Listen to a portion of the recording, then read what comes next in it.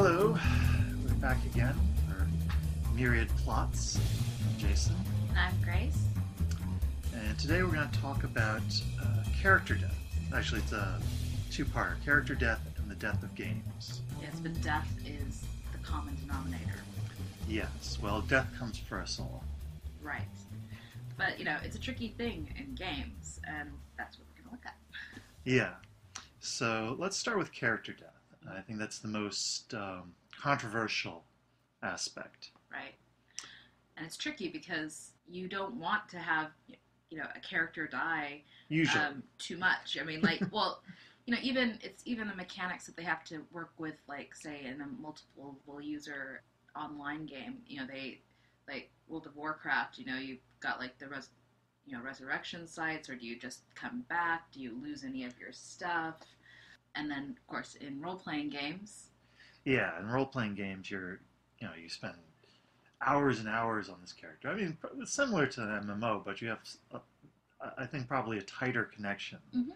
And there's usually less likelihood of quickly regaining all that lost stuff that you might have lost. Well, it depends on the system. I mean, like even in D&D, where you might be able to, say, resurrect, but at the cost of a level, and there's all kinds of mechanics that systems use to try to balance it.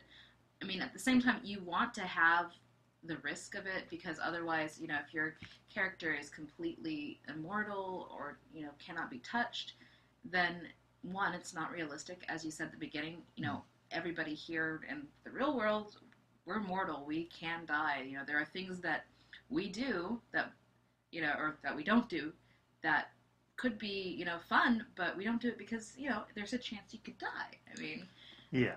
So... You need that element of risk in a game. Right. And when you include that element of risk, inevitably there will arise situations where you can fail and it will kill you. Definitely. Yeah. So the question really is how to handle that in a game. And like you said, there are different systems have different consequences. In many systems, your character dies. That's pretty much it. Very fairly realistic systems, you're not coming back from death. An example is White Wolf, and there's a general prescription against characters returning from the dead. Mm-hmm. There's a few loopholes, but they're set up such that if you were to come back from the dead, that's supposed to be like a once-in-a-lifetime thing for anyone to see, even. Right. Whereas in D&D, the character might die several times across the course of their career as an adventurer. Right. And we also have, definitely, if you have committed to playing this character for a one-shot, then you have that understanding that maybe the character does die, and to some extent that could be satisfying. Yeah.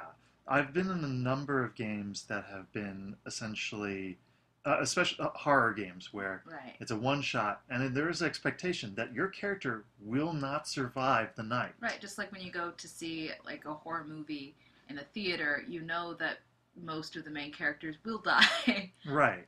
And I've generally found that players, if they're going to play in that game, they've bought into that concept. Right. So I think that's not an area that you have to be too worried about. I mean, if you, for one shot, because then you're at least going to be looking on and seeing, oh, right, now I'm going to wait till Jeff dies, Well, I think... Bastard left me to get eaten by the werewolves. But I do think it kind of underscores the important rule, which is that you need to have a clear understanding between the GM and the players, what the threat level of the game is. Right, yeah. The players need to buy into that aspect that, their characters are going to die. Mm-hmm. And, to what level of likelihood that is as well. Are they certain to die? Are they going to... There's, like half the characters might make it through, or is maybe most of you going to come through, but, one or two might not make it to the end. Yeah.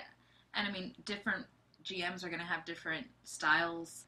You have one of your role-playing t-shirts that says, is it characters? GMs don't kill characters. Oh, wait. Yes, we do. Yeah. Actually, that's part of what inspired this podcast, is that I got that T-shirt as a gift of sorts from a player whose character I did kill in what was probably an unreasonable manner.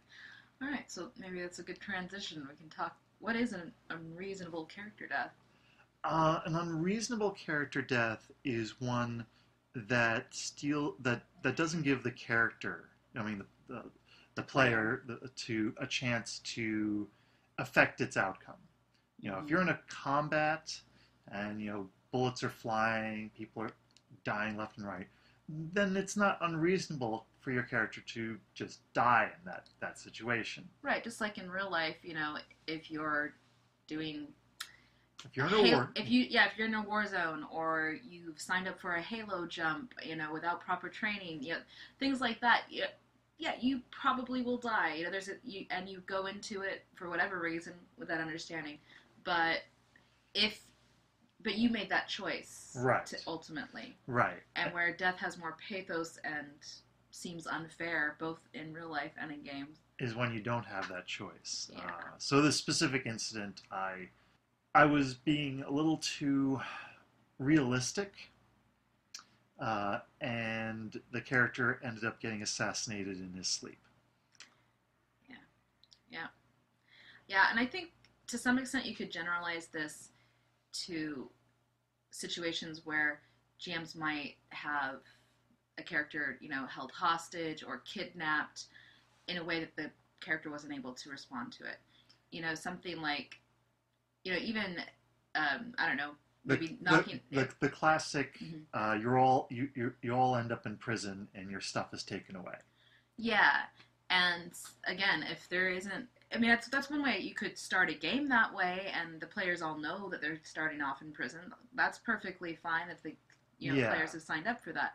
But yeah, just having a character utterly shanghaied with no chance to even roll or make a choice, or particularly if you are bold enough to say, so you're walking down a dark alley and the player says, wait a minute, what? My character would never do that. Right. And that becomes like the GM playing the player character, which is... Yeah, you get into the railroading situation where the characters no longer really have choices. Yeah. And and it's sad because really, it is possible to engineer a situation where a player has to make a really bad choice, I don't know, like jumping out of a plane, for a Halo jump without proper training, but if they don't do that, then, the plane crashes into a mountainside? Yeah, the plane's crashing into a mountainside, something like that, there's, where there's that choice, but at the same time there is a choice, there's agency in the character. Yeah. And, so I think that unreasonable character death, if you're taking away player agency, there's going to be problems. Yeah. Yeah, most of the times I've seen bad situations with character death have been where some level of that agency has been taken away, mm-hmm. where the character no longer has any options for affecting how he perishes ultimately. Yeah. Have you ever had a character that you've played die in a way that you felt wasn't fair or right? I've had a few character deaths that fell into that. Some of this goes back to very early D&D games where the GM would kill people for seemingly silly reasons. Right. But in those games, resurrection was almost trivial, so I won't deal with that. There was one character I had who did die in a fight, and I think I took it relatively well, but I mean, the way it happened, it was sort of that loss of agency. I ended up getting knocked unconscious, which was fine, and I had no problems with that, except that the situation was that I was unconscious, nobody could see me, and so the bad guy slit my throat. Yeah, I guess that's, that's where you've got to balance as a GM the realism of things versus, if you're playing, you've got a really badass villain that the player's playing against, which again, you want to have that because that gives the player something to strive for.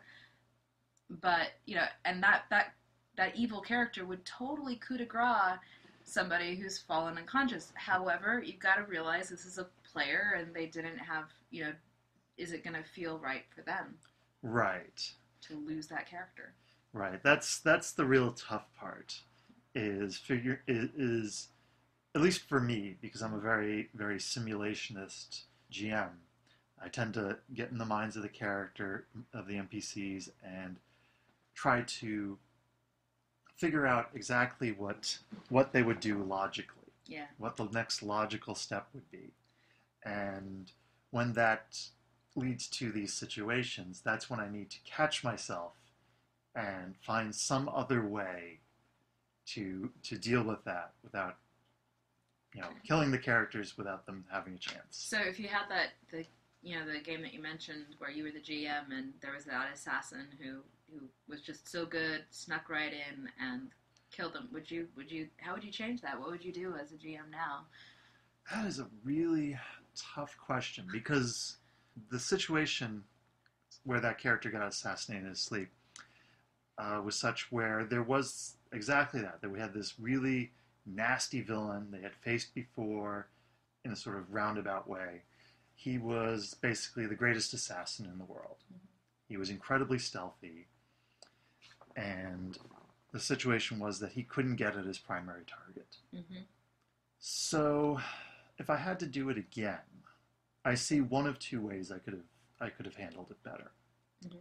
I could have arranged things so that he could get at his primary target, though perhaps not in the sneaky way he had envisioned. Right. And that would have still been a little true to that character, that he had that first target that he was going for. Right. Even though there was this easy target here, he ends up zeroing in and just changing his plans. Okay. Yeah.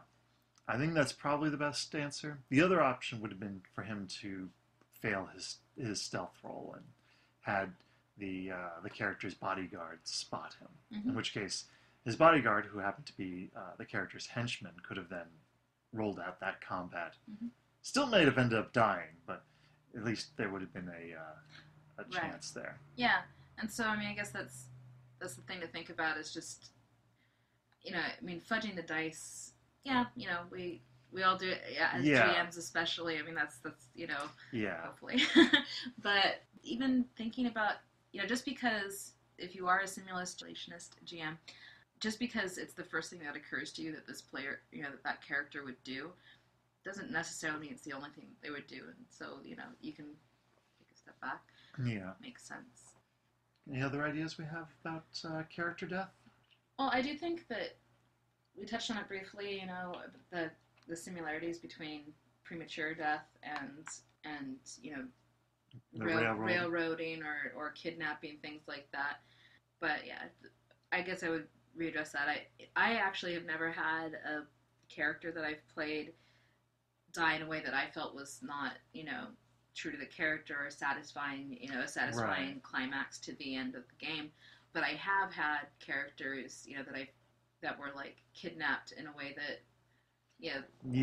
really like the kidnap plot is one of the more overused and bad things to do.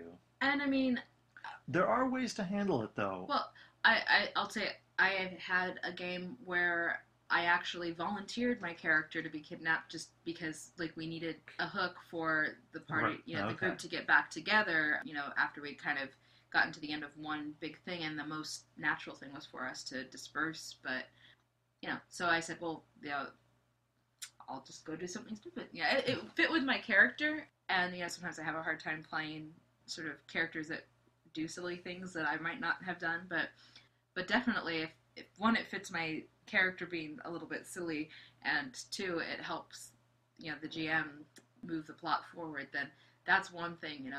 You can. So that's perhaps a lesson too, is if the GM knows that there's going to be either a death or a kidnapping thing coming through, talk to the player before it happens in game. Yeah. And because ultimately, I have had a character who, actually in one of your games, where I committed suicide more or less, sort of sacrificially because I thought it might, save a great deal of people.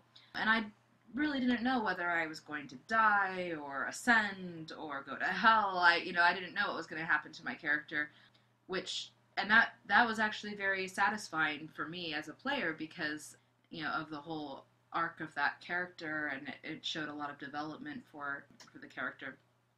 So there's definitely places where a death can feel earned and satisfying. Oh, definitely. Whether or not it's the end of the campaign for all of the players. Right. Yeah. Yeah. Sometimes a character's death is just the appropriate thing to happen, but those cases are usually, in my experience, fairly obvious. Mm-hmm. The characters reach that point where they have to, martyr themselves or go out in a blaze of glory, right. sort of thing. Right. And I mean, maybe, I do think being able to talk to your player, yeah, communication is always key. Yeah, I mean, I think even, if you're in the middle of a combat and it's going badly, and like you mentioned your character death, if after you'd been knocked out and nobody could see you, that might have been a time for the GM to sort of, say, hey, Jason, can I talk to you briefly over here, and say, look, he wants to kill you, and you're right there, nobody can help you, and he's not in the middle of anything. How would you feel? I mean, and then you can get a vibe from the player, if they're like, well, no, I don't, or, if the player feels like, okay, yeah, you know what, sure, or maybe makes a request, well, if, maybe in doing that, something else happens, it's for the, then that buy-in can help make the game realistic as well as satisfying for all players. Yeah, I agree. All right, so let's move on to part 2. Yeah. So the death... When games die. Yeah, when games die. In some ways, that is at least as bad, if not worse, than when characters die. Yeah, so I've run about 3 different games, and 2 of them I had planned on being sort of long-term games. None of them were long-term games, so I can sort of speak to some of the reasons why, especially with new GMs, I think as you get more experience, you start to figure out how to set it up. Mm-hmm. And, I mean, just starting out, I probably had too many players in my games. I had about, 7 in each of them. That's a lot of people to juggle. Yeah. And, and one of them was simply just the timing of those people. So, I mean, I think initially, especially that, starting a new game, you really have to think more than I did about not only how many people you can run, but also when you're running it and how the schedules of those people are going to interact.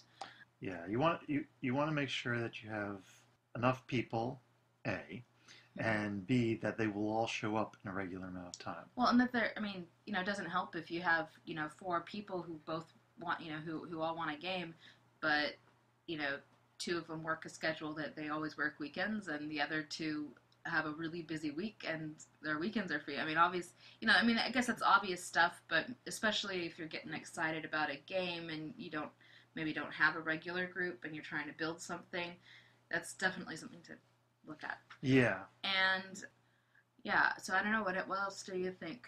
What causes the death of games? Yeah, well, so there's, especially later on. Yeah, so there's the after you get the game started, after you get past that, second or third session. Right. So that by that point you have a group that meets at least somewhat regularly. The major things that I've seen that have killed games have been either scheduling difficulties cropping up, or something equivalent, where the party itself breaks up. Right. The GM has to move to get another job, so the game has to end next month. Right. There's not much you can do there. The game is going to end. Well, there are alternatives. I mean, right, you're running an online game, and right. We've run into games where a GM has been out of state and run the game via Skype for the. So I would say don't necessarily give up if it's something you really want to run and you do have committed players. Right. So, other than that, the major thing that I've seen kill games is when interest in the game dies. Right. And there are two types of interest. There's the interest on the player's side, and then there's interest on the GM's side. And both of them need to be there in order for the game to work. Yeah. If your players are not interested in the game, they're going to be playing video games on their phone or reading books or drifting off or falling asleep in some cases. Right, or maybe just... Or not showing up. Yeah, or like maybe they're showing up just to hang out with friends and they end up talking to each other and they hardly make any progress in the game. That's a good sign that they haven't really bought into the game itself. It's just, it's just more a social thing. Which can be okay if that's what you want to do, but you got to realize then you're not going to get through very much story. Right. Then you have to ask yourself if you're really committed to doing the game or whether your group would just be better playing board games every week or something. Right. Maybe you should kill everybody off. Sorry, we finished with character death. Right. Go ahead. So, but more often, what I see is that the GM loses interest. And this really sucks if you're a player who's actually really enjoying the game. Definitely. And the GM just, your sessions start to become more and more infrequent, and then eventually just stop. Right. So have you ever, as a GM, lost interest in a game? I've even felt it waning? I have felt my interest in the games waning quite often. I've been really good about maintaining my interest in the game. It's been hard at times. But yeah, I can tell the game is suffering when my interest is waning. And I've seen a lot of cases where the GM is losing interest, and then it doesn't really do anything to. Yeah. So how do you fix it? So first is to avoid it happening in the first place. Oh, okay. So there are several things that I find, at least for myself, that really dampens my interest in the game long term. The first thing is over planning. Okay. If you plan too much, A, you're doing way too much work, and B, the game becomes calcified in your mind. If you've planned out everything, you've got this amazing story, it becomes less alive. You already know everything about the game. You're just waiting for the players to play through it, and that gives you less to think about between sessions. Yeah, well, it's like, kind of like going to the same movie over and over again. Yeah, exactly. You know the plot. You're just watching it again. Things change. Your characters have moved a little bit further forward. Maybe a few things have changed, but there's not enough there to excite interest. And I would imagine it also sometimes might lead to frustration if your players are trying to do something that you didn't see or don't want to have happen. Maybe it's something that they side with the villain. Oh my god, I have seen that happen. Right. Villains are cool. Villains are cool. Yeah, the major issue is that you're again getting back to that railroading idea that we talked about earlier. You want to avoid that. It's not necessarily the case that overplanning will lead to railroading. You could end up building a really detailed sandbox setting where the characters can go anywhere. But if you already know all the details, you know all the plots, if your players don't immediately start shaking up that sandbox and changing things, you're going to have less to do. Right. So don't overplan. Yeah. Another thing that I think is important is to always be coming up with new stuff, which is why you don't overplan. If you can think of you get this new book and you have this new idea for a monster or a plot. It's always nice if you have that corner of the setting where you haven't developed. You could say, well, this evil vampire's over here. He's got this nifty power that I hadn't thought of when I started the game. Right. And so now I can look forward to that character showing up. I got a little bit more interest in the game, so I got something to look forward to. Yeah. And one thing that you do as a GM in games I've been in is often you'll ask, depending on, especially if the players are going in a new direction, is you ask the players' questions, and I think that might help. I mean, I know it helps as a player to start to, to help enliven interest, because generally their questions make you think deeper about a character that, Right. especially if you've been playing it for a while, they have a couple ticks that they use, and you're going through the story. You start to kind of slack on the role playing, Right. but the questions start to make you think deeper about that character again. Right. And I'm sure that the questions probably give you some interest as well. Oh yeah, yeah, yeah. In my mage game, I've been doing this a lot. Is where I'll have these questions where I'll ask, oh well, what's this character's goals now, or how does if you had to come up with your character concept, your two-word description of your character now, 2 years after playing the character, would it be different, or what's the character's favorite color? It's never come up in game, but let's find out. Yeah, and I do think that the goal thing is very important for player interest. Yeah. Because, there are some characters that I've created that don't have a defined goal at the beginning, and that's fine, because it's more, I know who they are, and sort of the fact that they don't, just like, a lot of 20-somethings out of college don't necessarily know what they want to do for their, right. for work and stuff. I mean, it's a, you can have a true character that doesn't have a major goal. However, at some point, especially if you're going through a big epic story, you would expect goals to develop. Even if it's, I'm going to kill that bastard who's been, messing with us, or, I'm going to reach a certain level and a certain power. I mean, they can be mechanical goals and also plot goals. But, as a player, you don't necessarily have to wait for your GM to tell, to ask you about your goals. Oh, yeah. If you have goals for your character, totally tell your GM. Right. And hopefully, if they're a good GM, they will listen to you and start to arrange things for you to actually get to them. Yeah, and there's a lot of great resources, especially with writing resources that can be used, like when you're creating a character. Like I'm thinking of those character questions. Oh, but right. I would suggest, in the interest of not losing interest in a game, revisit some of those. Don't just use them for character creation. If your GM's not giving you questions, not asking about your goals, and you're not sure what those goals are right now, well, then spend some time thinking about your character, and that can help you kind of get more connected to your game. Yeah, talking about getting more connected to your game. One thing that I find as a GM that's useful, I keep a game log, and so I find reading over the log often helps me recapture what I originally found so interesting about the campaign. Should we put in an advertisement for our first Myriad plots? We're up to episode 2, so yeah, totally.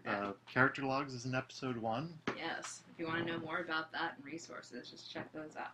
But yeah, definitely looking over things that you've made, or if you're a player like me, creating something, not even looking over, say, the main log that your GM or another player might be running, but writing something in the voice of your character, or creating a picture, or even, if you're somebody who likes just to look through some of the manuals, like maybe you've got a combat munchy character, go and look at some of the cool weapons, think about, I really want them to have this cool weapon, and I hadn't thought about it before, but now I'm going to go talk to the GM,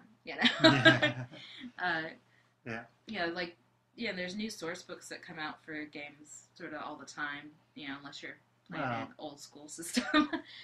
Yeah. But, and homebrew stuff gets put up on the web. Oh, yeah.